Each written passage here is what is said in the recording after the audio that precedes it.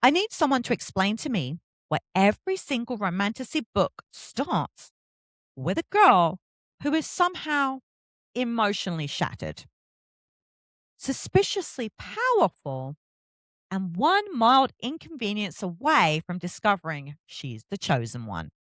Like, babe, you were just literally chopping wood in chapter one.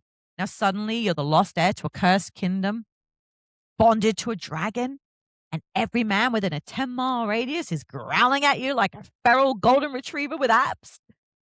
And why? Why is he always standing in the shadows? Sir, please come into the light. I need to see the red flags in 4K before I fall in love. Because the second this man says something like, "Who did this to you?" I am no longer a rational adult. I'm gone, evaporated, deceased on the floor with my Kindle on my chest. Romantasy has us out here acting absolutely unwell over men with wings, swords, trauma, and the communication skills of a Victorian ghost. And don't even get me started on the spice. Why are they fighting for their lives in one chapter and in the next, he's pinning her against a stone wall and a castle corridor that definitely smells like mildew and bad decisions? I eat it up every single time. So today, we are diving headfirst into the beautiful, chaotic, emotionally destabilizing fever dream that is romantasy. Dragons, destinies, enemies to lovers, shadow daddies. This is going to get unhinged real fast. And honestly, that's exactly how we like it.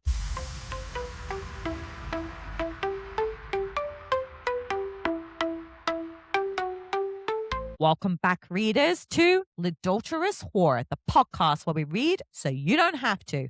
But let's be real, you're going to do it anyway because book talk already ruined yourself, troll. Today, we're talking about romantasy, which is just fantasy, but hornier. And listen, I went in thinking, oh, magical kingdoms, some political intrigue, maybe a slow burn romance. What did I get? I got a man with wings, a woman with trauma, and enough tension to power a small city. And at some point, I blacked out and I woke up emotionally attached to morally grey men who absolutely ruined my life. And I'd thank him for it. So buckle up, hydrate, and maybe light a candle for your dignity because I'm going full blown feral today. Well, they're my filthy little page goblins. If you're new here, first of all, what a chaotic episode to start out on. Second of all, hello, I love you. Please stay.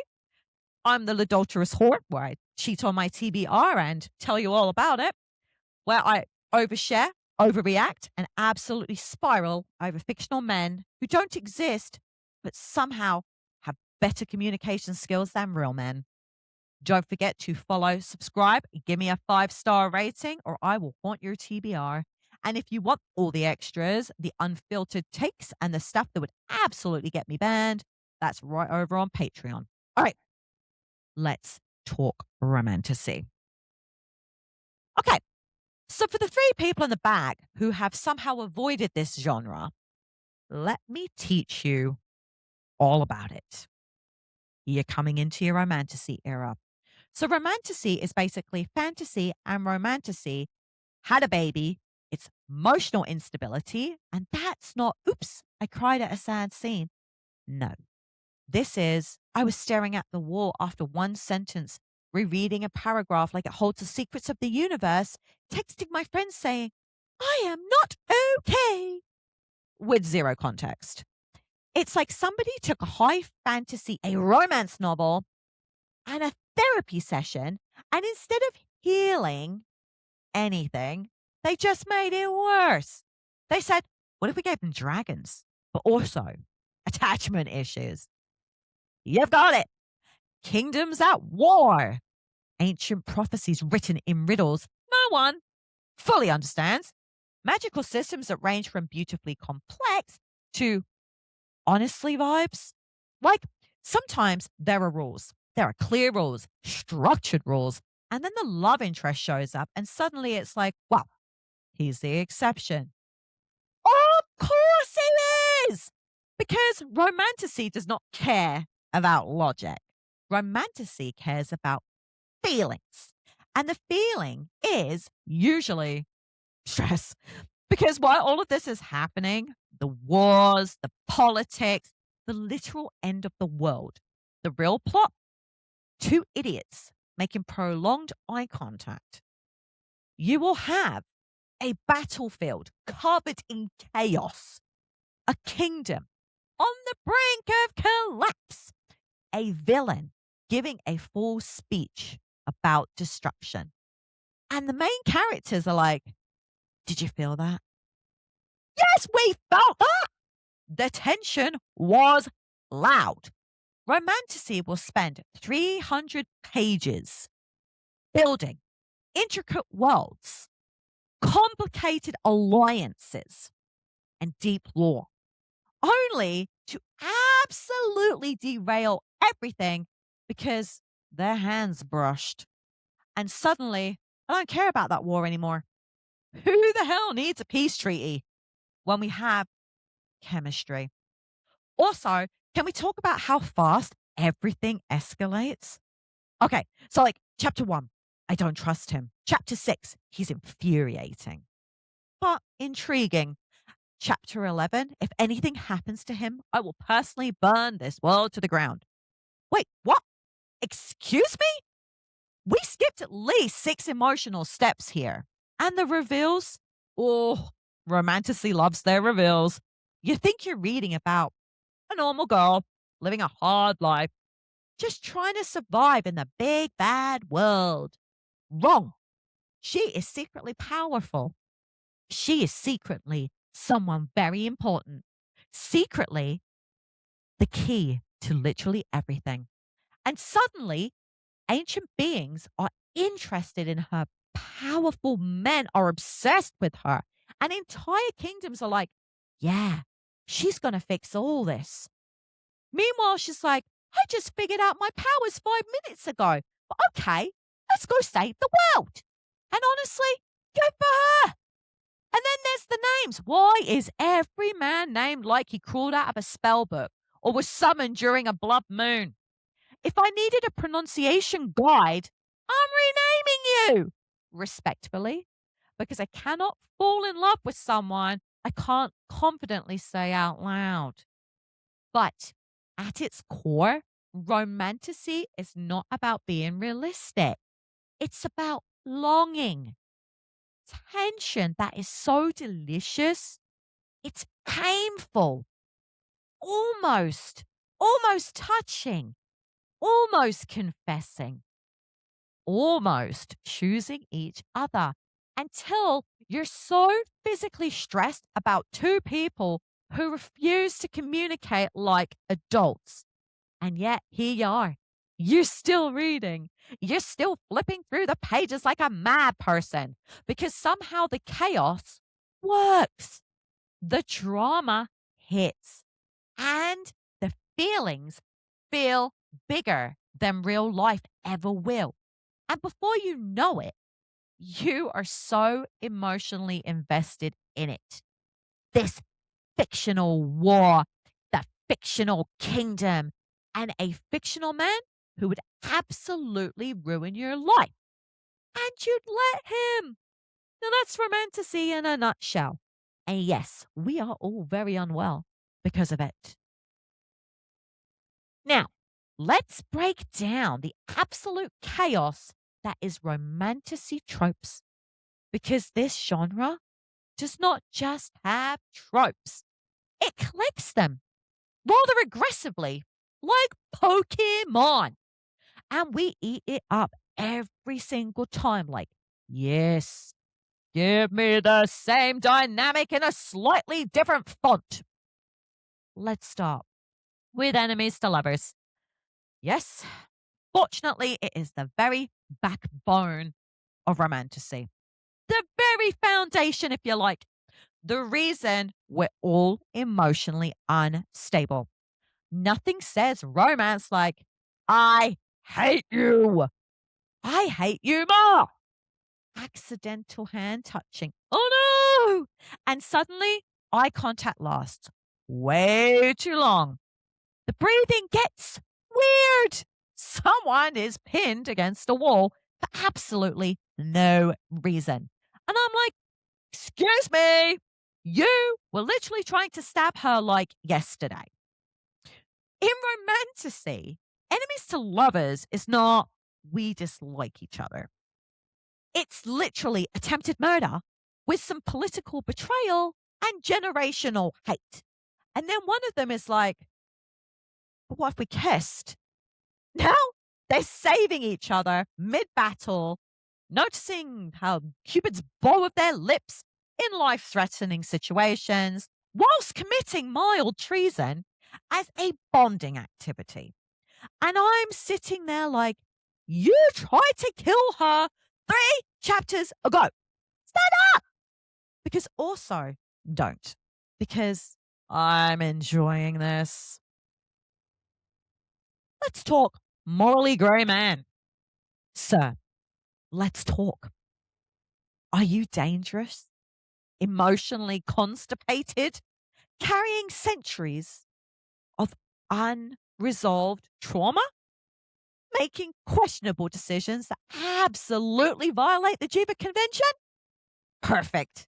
Welcome. We're all in love with you. This man will destroy an entire army, glare at everyone else, but gently tuck a strand of her hair behind her ear. And suddenly I'm like, wow, depth. Now, this is cruelty and violence.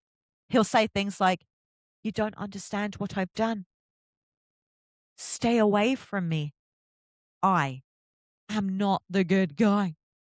And I'm over here like, but I can fix him. I can't fix him. He will, in fact, ruin my life. And why does he always lurk in the shadows before appearing out of nowhere and then disappearing mid-conversation like a dramatic ghost? Sir, this is not mysterious.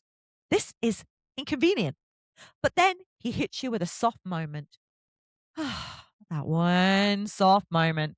And suddenly I'm defending him in the group chat like he's not that bad. You just don't understand him. Babe, he burnt a city. The who did this to you moment. This is the moment. The emotional turning point. The line that has us all collectively losing our minds. If a man says, who did this to you? I'm done. Pack it up. Roll those credits. I have ascended beyond this mortal plane because now his voice is low, his jaw is clenched, violence is imminent, and suddenly he cares deeply, dangerously. And I, a fully grown adult, I'm like, yes, protect her. Stop the war. I fully support this. This one line has ended friendships, ruined sleep schedules, altered brain chemistry because it literally unlocks protective, morally grey man mode. And once that happens, there's just no going back. Oh, wait, fated mates. Have you thought about free will? That's adorable. You just met. Too bad. Your souls are now legally bound. No communication is needed. No compatibility required. It's all vibes. It's just destiny. Romantasy said, what if we removed all choice but made it hot? Now suddenly they can feel each other's emotions. They're drawn together like magnets. Everyone else already knows. Well, except them. And there's always that moment when one of them realizes it first and is like, wow, this is inconvenient. Inconvenient? Sir, you are spiritually married. And the tension, because now it's denial, longing. We shouldn't. But also, we absolutely will. And I'm just watching it unfold like, ooh, this is messy. This is toxic. This is exactly what I signed up for. Okay. So now, trope rapid fire because we're not done. We are never done. Only one bed? Oh no, what a travesty. Guess you'll have to sleep 6 inches apart and pretend that's normal. Touch her and die. Sir, relax. He asked for directions. Hidden powers. She's weak. She's fragile. She is actually the most powerful being alive. Training montage. Oh, 3 days later, she could defeat the gods. Forced proximity. We have no choice but to stay together. You absolutely had a choice. You chose chaos. And the worst part, we know these tropes. We see them coming. We could recite them from memory. And yet every time it happens, we're like, oh, no way.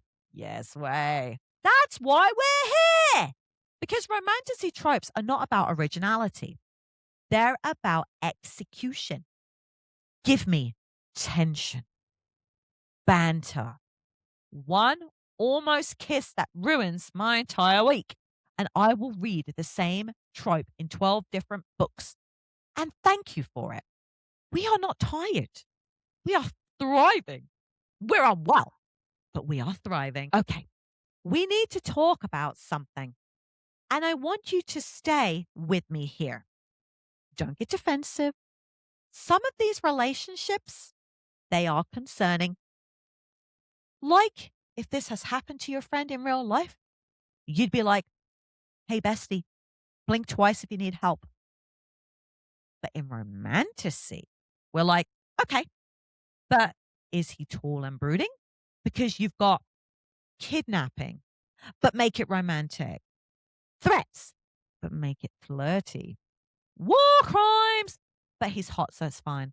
And I'm sitting there like, red flag, red flag, red flag. Oh no, he's traumatized. Never mind, I forgive him. Because that's the trick. They're always giving him some kind of tragic backstory, something so emotionally damaging, just enough vulnerability. And suddenly we're like, well, when you think about it, his behavior does make sense. No, it doesn't. He burned down a village. But did he look sad while doing it? Yes. And unfortunately, that does matter. Romantasy men will threaten her. He will manipulate her. He will lie right to her face and then hit you with, oh, but I did it to protect you. Protect her from what? You! And we eat it up because the tension is immaculate. The drama, delicious. The therapy bill will be astronomical. And listen, I'm not saying we should romanticize this. I'm just saying we all do it because fiction gives us a safe space to explore. We can explore our intensity, obsession, devotion. We can dial it up to 1,000. But now in real life, absolutely freaking not. In a book, you're going to flip through those pages. And the mental gymnastics, Olympic level. He's not toxic. He's just complicated. He's not toxic. He's just got layers. The layers are violence. He didn't mean it like that. Oh, he very much did. He's learning. The hell is he learning? How to communicate without threats. But then he has just one moment, this beautifully soft, gentle moment. He lets her cry. He opens up about his past, touches her like she's something fragile instead of something he could destroy. And suddenly I'm like, wow, growth. But was it growth? Or was it the bar on the floor? You know what? We may never know. But the worst part, we don't even want them to be fully healthy. No. We want a little danger. We need a little chaos, just enough toxicity to keep things interesting. Because if he gets too stable, we get bored. Say it with me. We do not read Romantasy for healthy communication. We read it for tension, obsession.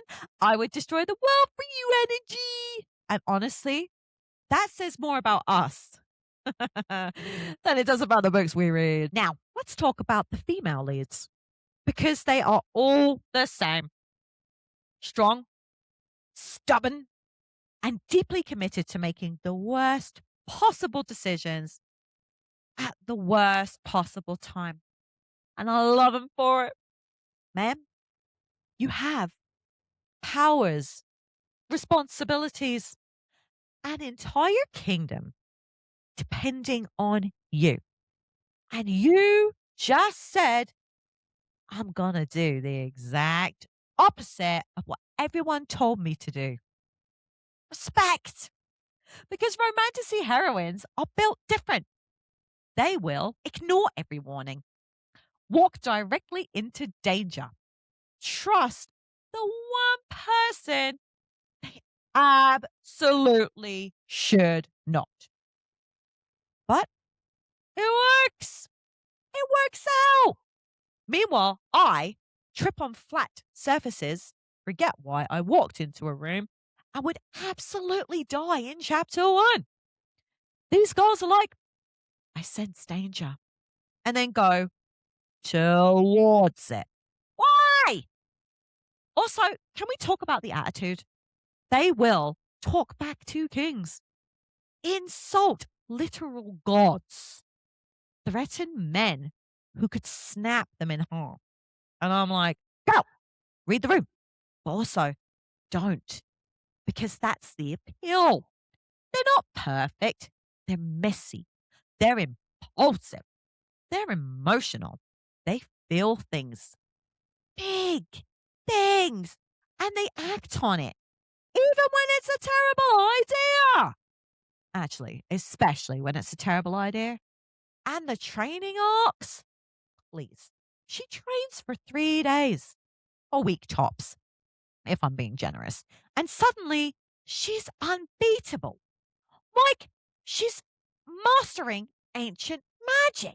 She's out here defeating people who have trained for centuries. Meanwhile, I did a workout once and needed a nap immediately after. Explain! And yet, we root for her because beneath all the chaos, she is resilient. She is loyal. She is willing to sacrifice everything.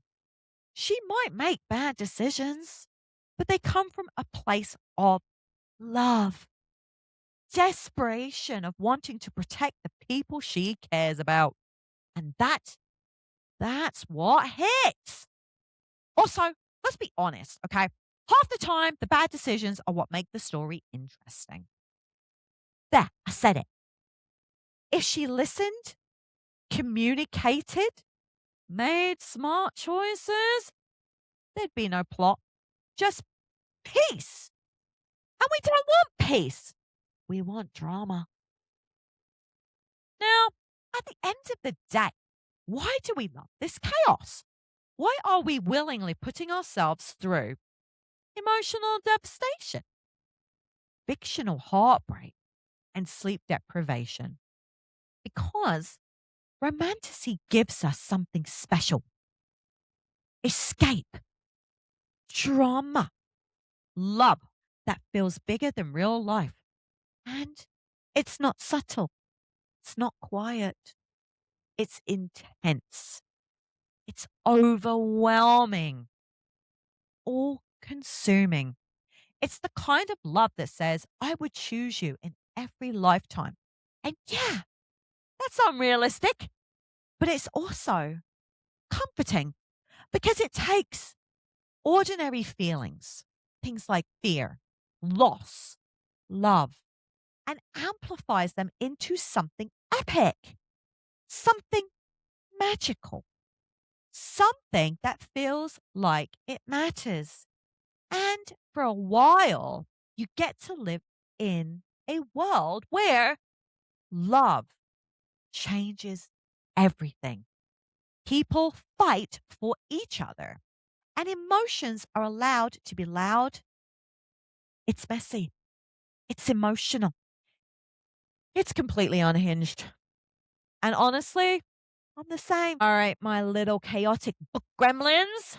That was today's episode. May has become Romantasy month for, well, two of my podcasts, Litdulterous and Spill the Book with Stacey and Jace. We laughed, right? We spiraled, right? We defended men when we should absolutely not be defending them. Growth? Debatable. Now tell me, which romantasy book ruined your life recently? Who is your morally grey king? What trope has you in a chokehold right now? I want to see it in my comments. I want you to message me. I want you to scream into the void. I will find it. But also don't forget to like, follow, share with your fellow unhinged readers. Send this to someone who says, I don't read fantasy, and get them to join the spiral with us. And if you want more chaos, my unfiltered takes, all my extra unpacked, unloaded, unresolved drama, the stuff I absolutely cannot say on here, you already know where to find me. So until next time, stay toxic, but like fictionally. I hope that you have the reading week you deserve, readers, and I will catch you next week. Take care.